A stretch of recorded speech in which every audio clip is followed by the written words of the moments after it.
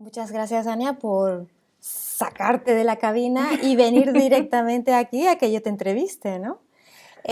Para empezar, lo que quería, por la gente que no te conoce, es que nos expliques un poco qué tipo de trabajo haces, qué mercados, cuáles son las técnicas más habituales que usas en el trabajo, consecutivas, simultáneas, si haces más remotas, presenciales, un poco que nos hables de tu perfil como intérprete. I do work in different markets. I'm based in Germany, in Düsseldorf, and I work on the private market in Düsseldorf, well, in the region in Germany and beyond, with a Spanish B and German A and English C. I also work for international institutions, like for the European Union and for the European Patent Office, where I do German both, so Spanish, English, French into German. I've been in the profession for 20 years, more than 20, 23 years actually, and I also have a small teaching assignment at the University of Applied Sciences in Cologne in the master's program for conference interpreting, mainly because I also have a PhD in information and knowledge management, which brought me into teaching a bit, and I've been doing this also for 19 years. This is my second passion, so to say, information and knowledge acquisition and management, and which is why I also have a blog, which turns 10 this year, on information and knowledge management, terminology management, and all those things, and a bit of technology. Yes, and after 20 years, I think I'm still passionate about our profession, and every day I get up, I'm looking forward to my work. Muy bien. Because I always learn something new with every day I work. Yes. ¿Haces más simultánea o consecutiva o las dos? Much more simultaneous. I do 1 or 2 conseq assignments per year, and I really, really enjoy conseq, but it's not very much in demand recently, at least in my case. ¿Y haces más en reuniones presenciales o en remota?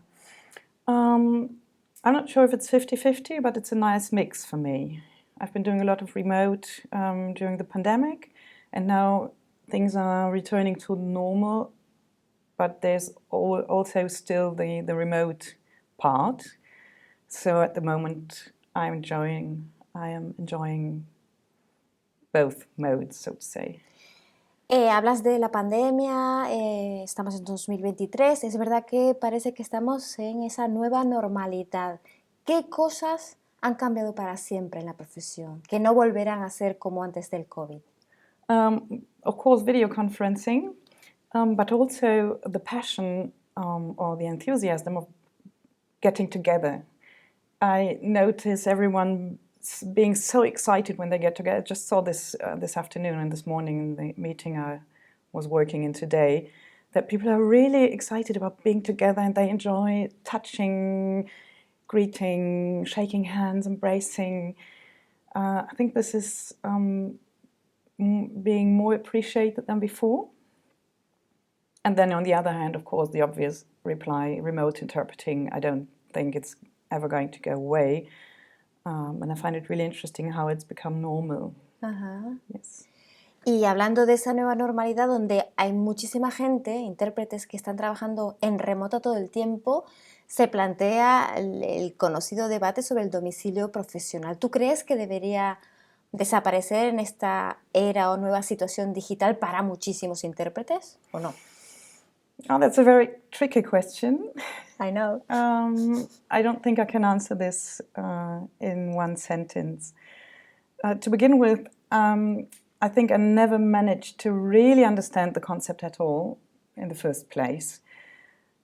I have been wondering about if the way we manage professional domiciles correctly before the pandemic.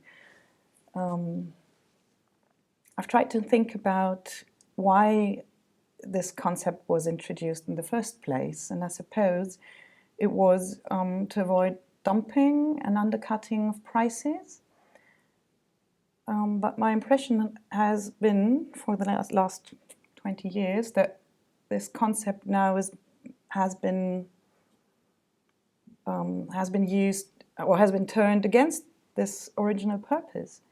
Because in AIK terms, I live in Düsseldorf, and I could say, well, my professional domicile is Brussels, if I wanted, and then I could come and work in Brussels and pay for my travel costs, for my train ticket, for my hotel, from my own pocket.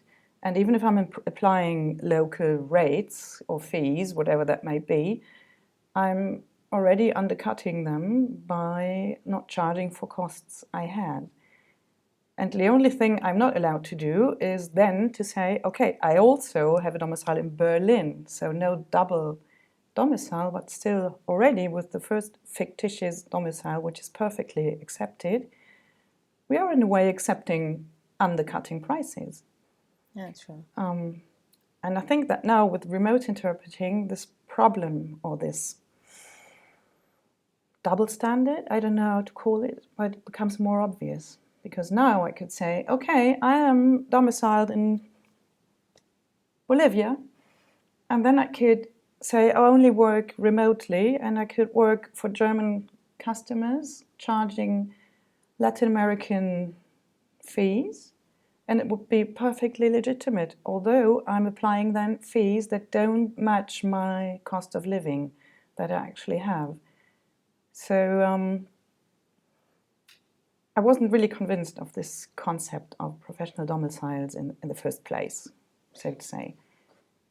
Y viendo lo complicado que es el tema, ¿se te ocurre otra forma de ordenar los mercados? ¿Qué se puede hacer? I don't have the solution, I don't have the answer. I think there are different dimensions to this concept, and they are sometimes contradictory. What I find most important to start with is that we should all be economically literate, if you can put it that way. So I think it would help a lot if everyone charged the price they need to make a living or to be profitable, because we are small businesses, each and every one of us.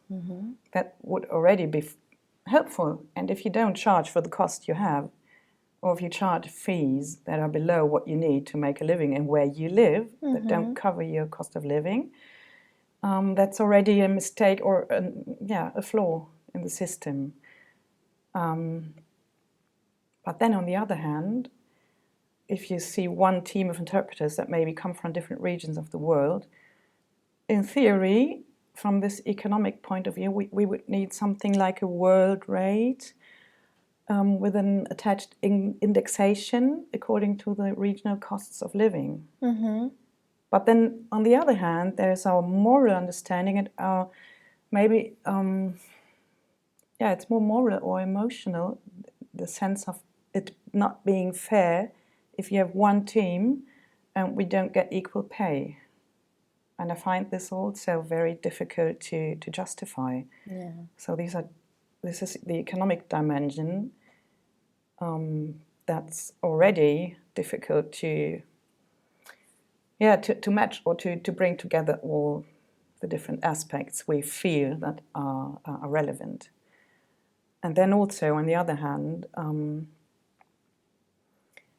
when it comes to distributing work or recruiting colleagues, the job-related factors like I like the concept of proximity. You say buy local. Try to recruit people that are close to the client, even if it's a remote video conference interpreting setting, because those who are closer geographically, they have the same time zone, they know the surrounding, they know the legal system, they are closer to the client. But there may also be a different kind of proximity, which is the proximity, technically speaking, people who know the subject, who are close to the client. And that, on the other hand, justifies traveling around the globe just to be always the same team that knows the subject, knows the client, are familiar with everything, and they fly around the globe, which then, on the other hand, is the other extreme of of this dimension of Yes. proximity. So it's always a bit weighing up different factors, Yeah. but I think it might be helpful to be conscious about them Yeah. to start with. Uno de los grandes problemas, ahora que parece que hemos superado el COVID, son los problemas de salud auditiva que están sufriendo muchos colegas por la mala calidad de las conexiones, por el equipamiento, etc. ¿Qué crees que debería hacerse para evitar todos esos problemas? Also a tricky question. I also don't have the answer. Keep talking about it, keep insisting, keep doing anything that's related to awareness raising, like this communication campaign we saw in the European Parliament. I like the way it is handled at the European Patent Office, because there you do sound checks with all the participants before the meeting starts. I find it really hard to stop interpreting while I'm on the go, and while I'm really busy doing good work, and then sometimes I have the feeling that I don't have the mental capacity to take a decision and to do this meta-level thinking and saying, okay, now we need to stop. I find it much easier to sort these things out before we start working. Yes. Defíneme las condiciones de trabajo perfectas. Yeah, good sound, good Sí. sound, good sound, and good sound. I feel I particularly enjoy settings where people want to communicate, where people speak without manuscripts, where they speak freely, spontaneously, where there's a real will for communication, where people want to find out about what others think, the need to understand, and it's asking back and forth like a real dialogue, discussions, and no pre-scripted congresses or something like that. Vale, Yeah. es decir, más el hecho de que se hable, se comunique, que haya una negociación, Yeah. un intercambio. Yeah, I like the spontaneous communication. Pero el Yes. soporte no es tan importante. Físico o remoto no es tan importante para ti si la calidad del sonido es buena. Las dos cosas valen. Yes, actually, yes. I enjoy both. I enjoy the combination of both. I love traveling. I love working from my lovely private office. So I enjoy the combination of both. Yeah. Inteligencia artificial, DeepL, Chat GPT, etcétera, todo esto que está surgiendo ahora. Está claro que la traducción automática puede funcionar o funciona, que hay sistemas de reconocimiento de voz que también funcionan. ¿Tienes miedo a que la inteligencia artificial acabe quitándonos el trabajo o no? No, not at all. No, I'm fascinated by these technologies. I've just been playing around with ChatGPT last week. Como todo el mundo, sí. And I'm really fascinated about it, but I think we need to be informed about it, to know the limitations, and to be careful not to not to receive a text and put it into DeepL and then read it out in the booth, because you just don't recognize the tiny little but very fundamental errors that may appear. Yeah. You just don't notice them because everything sounds so convincing. So you need to be aware of the pitfalls. I've also been involved in beta testing SmartTurb. You know this Sí. computer-assisted support system, which is trained, where you feed it. That's the thing I like very much about it. It's really trained before you use it. You feed your glossaries, you feed documents into the system, and then it will, terminology and names and numbers will appear on the screen, and you can read them just like your colleague who takes note. But super práctico. Yeah, and it's an additional input source, so I think you need to learn to manage it. But I found it feasible. My impression was I can get used to it and learn only to look at it when in need. Just like the colleague who's sitting next to you and scribbling away, and you will not look at it, but it's really good to know that there is someone taking notes, and then there's this one little name or number you missed, and then you can check, and it helps a lot. And I was fascinated by the technology, and yeah, I find this really good. Con todos estos cambios tecnológicos, la profesión, la naturaleza de la profesión también va cambiando. Siendo la interpretación lo que está haciendo ahora o en lo que se está convirtiendo tras la remota, etcétera, ¿recomendarías a jóvenes hoy en día que se hicieran intérpretes? Yeah, I just had lunch today with 2 young colleagues, and as always, we talked about all these questions, and I found it really interesting because they were both passionate about the profession. And they were both absolutely convinced that they had done the right thing, choose this profession. But they were both very clear about that you have to be passionate about it in order to succeed, because they have many other options nowadays. And but they both said, we just wanted to give it a try and be aware of the fact that maybe you don't get a foot into the door, or after some years you notice that you don't come to this point where you can make a living of being an interpreter.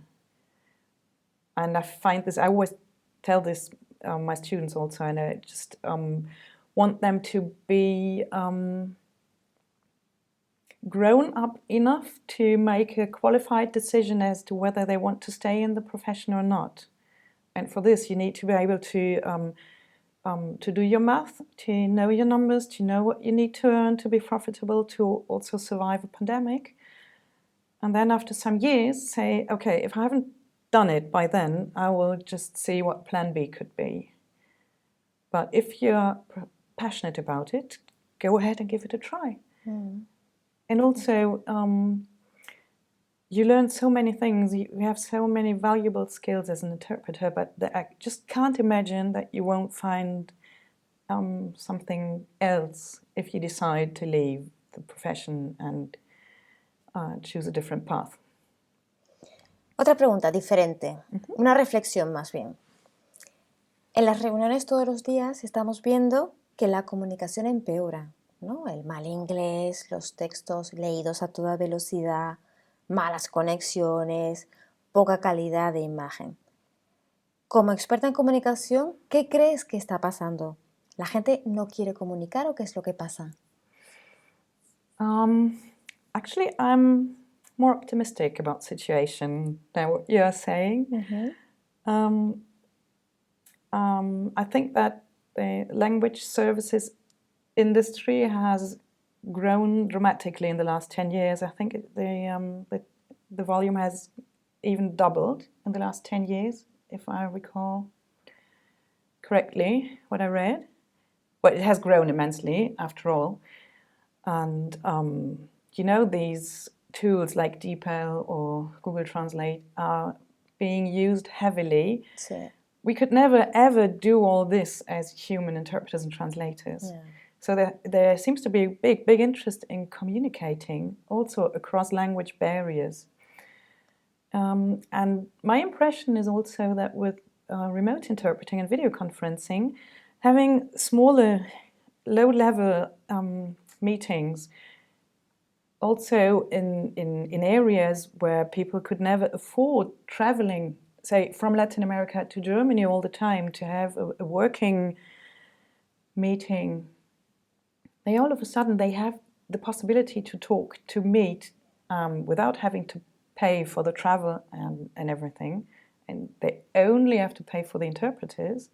So I think this is just a whole new market segment that's opening and that gives opportunities to people, access to interpretation to people who wouldn't have dreamt of it before. That just wasn't an option. And these kinds of meetings and communication settings are much more communicative. They're not those high-level congresses and conferences with predetermined speeches and PowerPoints. And my impression is that I enjoy them because they are much more about, like I said before, there's much more interest in real communication. So, yes, you're right. There's often bad sound, bad video image, but I hope that with technical progress, these things improve. Mejorarán. Yes, and yeah, I'm really more optimistic. Muy bien, muy bien. Yes.